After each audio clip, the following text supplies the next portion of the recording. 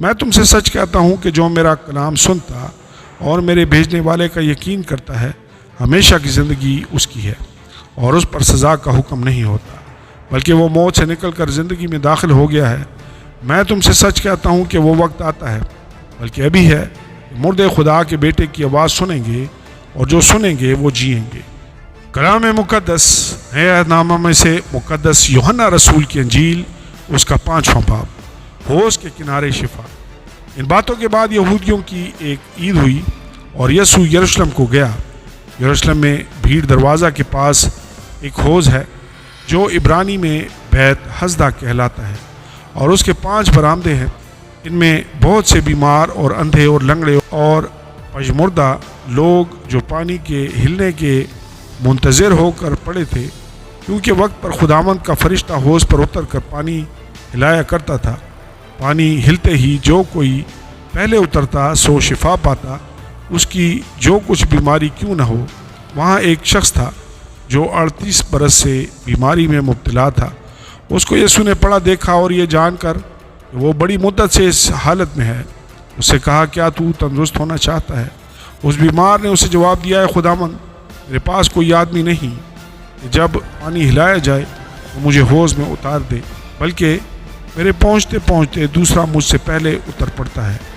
یسوع نے اسے کہا، اٹھ اور اپنی چارپائی اٹھا کر چل پھر، اور وہ شخص فوراً تندرست ہو گیا اور اپنی چارپائی اٹھا کر چلنے پھرنے لگا۔ وہ دن سبت کا تھا۔ بس یہودی اس سے جس نے شفا پائی تھی کہنے لگے کہ آج سبت کا دن ہے، تجھے چارپائی اٹھانا روا نہیں۔ اس نے انہیں جواب دیا، جس نے مجھے تندرست کیا اسی نے مجھے فرمایا کہ اپنی چارپائی اٹھا کر چل پھر۔ انہوں نے اس سے پوچھا، وہ کون شخص ہے جس نے تجھ سے کہا چارپائی اٹھا کر چل پھر؟ لیکن جو شفا پا گیا تھا وہ نہ جانتا تھا کہ کون ہے، کیونکہ بھیڑ کے سبب سے یسوع وہاں سے ٹل گیا تھا۔ ان باتوں کے بعد وہ یسوع کو ہیکل میں ملا۔ اس نے اس سے کہا، دیکھ تو تندرست ہو گیا ہے، پھر گناہ نہ کرنا، ایسا نہ ہو کہ تجھ پر اس سے بھی زیادہ آفت آئے۔ اس آدمی نے جا کر یہودیوں کو خبر دی کہ جس نے مجھے تندرست کیا وہ یسوع ہے۔ اس لیے یہودی یسوع کو ستانے لگے، کیونکہ وہ ایسے کام سبت کے دن کرتا تھا۔ لیکن یسوع نے ان سے کہا، میرا باپ اب تک کام کرتا ہے اور میں بھی کام کرتا ہوں۔ اس سبب سے یہودی اور بھی زیادہ اسے قتل کرنے کی کوشش کرنے لگے کہ وہ نہ فقط سبت کا حکم توڑتا بلکہ خدا کو خاص اپنا باپ کہہ کر اپنے آپ کو خدا کے برابر بناتا تھا۔ بیٹے کا اختیار۔ بس یسوع نے ان سے کہا، میں تم سے سچ کہتا ہوں کہ بیٹا آپ سے کچھ نہیں کر سکتا سوا اس کے جو باپ کو کرتے دیکھتا ہے، کیونکہ جن کاموں کو وہ کرتا ہے انہیں بیٹا بھی اسی طرح کرتا ہے۔ اس لیے کہ باپ بیٹے کو عزیز رکھتا ہے اور جتنے کام خود کرتا ہے اسے دکھاتا ہے، بلکہ ان سے بھی بڑے کام اسے دکھائے گا تاکہ تم تعجب کرو۔ کیونکہ جس طرح باپ مردوں کو اٹھاتا اور زندہ کرتا ہے، اسی طرح بیٹا بھی جنہیں چاہتا ہے زندہ کرتا ہے۔ کیونکہ باپ کسی کی عدالت بھی نہیں کرتا، بلکہ اس نے عدالت کا سارا کام بیٹے کے سپرد کیا ہے، تاکہ سب لوگ بیٹے کی عزت کریں جس طرح باپ کی عزت کرتے ہیں۔ جو بیٹے کی عزت نہیں کرتا وہ باپ کی جس نے اسے بھیجا عزت نہیں کرتا۔ میں تم سے سچ کہتا ہوں کہ جو میرا کلام سنتا اور میرے بھیجنے والے کا یقین کرتا ہے ہمیشہ کی زندگی اس کی ہے اور اس پر سزا کا حکم نہیں ہوتا، بلکہ وہ موت سے نکل کر زندگی میں داخل ہو گیا ہے۔ میں تم سے سچ کہتا ہوں کہ وہ وقت آتا ہے، بلکہ ابھی ہے، کہ مردے خدا کے بیٹے کی آواز سنیں گے اور جو سنیں گے وہ جئیں گے۔ کیونکہ جس طرح باپ اپنے آپ میں زندگی رکھتا ہے، اسی طرح اس نے بیٹے کو بھی بخشا کہ اپنے آپ میں زندگی رکھے، بلکہ اسے عدالت کرنے کا بھی اختیار بخشا، اس لیے کہ وہ آدم زاد ہے۔ اس سے تعجب نہ کرو، کیونکہ وہ وقت آتا ہے کہ جتنے قبروں میں ہیں اس کی آواز سن کر نکلیں گے، جنہوں نے نیکی کی ہے زندگی کی قیامت کے واسطے، اور جنہوں نے بدی کی ہے سزا کی قیامت کے واسطے۔ یسوع کے حق میں گواہ۔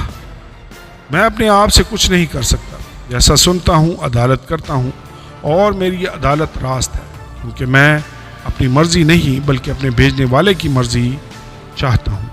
اگر میں خود اپنی گواہی دوں تو میری گواہی سچی نہیں، ایک اور ہے جو میری گواہی دیتا ہے، اور میں جانتا ہوں کہ میری گواہی جو وہ دیتا ہے سچی ہے۔ تم نے یوحنا کے پاس پیام بھیجا اور اس نے سچائی کی گواہی دی ہے، لیکن میں اپنی نسبت انسان کی گواہی منظور نہیں کرتا، تو بھی میں یہ باتیں اس لیے کہتا ہوں کہ تم نجات پاؤ۔ وہ جلتا اور چمکتا ہوا چراغ تھا، اور تم کو کچھ عرصہ تک اس کی روشنی میں خوش رہنا منظور ہوا، لیکن میرے پاس جو گواہی ہے وہ یوحنا کی گواہی سے بڑی ہے، کیونکہ جو کام باپ نے مجھے پورے کرنے کو دیے، یعنی یہی کام جو میں کرتا ہوں، وہ میرے گواہ ہیں کہ باپ نے مجھے بھیجا ہے، اور باپ جس نے مجھے بھیجا ہے اسی نے میری گواہی دی ہے۔ تم نے نہ کبھی اس کی آواز سنی ہے اور نہ اس کی صورت دیکھی، اور اس کے کلام کو اپنے دلوں میں قائم نہیں رکھتے، کیونکہ جسے اس نے بھیجا ہے اس کا یقین نہیں کرتے۔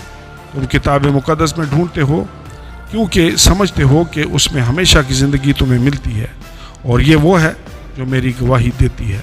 پھر بھی تم زندگی پانے کے لیے میرے پاس آنا نہیں چاہتے۔ میں آدمیوں سے عزت نہیں چاہتا، لیکن میں تم کو جانتا ہوں کہ تم میں خدا کی محبت نہیں۔ میں اپنے باپ کے نام سے آیا ہوں اور تم مجھے قبول نہیں کرتے۔ اگر کوئی اپنے ہی نام سے آئے تو اسے قبول کر لو گے۔ تم جو ایک دوسرے سے عزت چاہتے ہو، وہ عزت جو خدائے واحد کی طرف سے ہوتی ہے نہیں چاہتے، کیونکہ ایمان لا سکتے ہو۔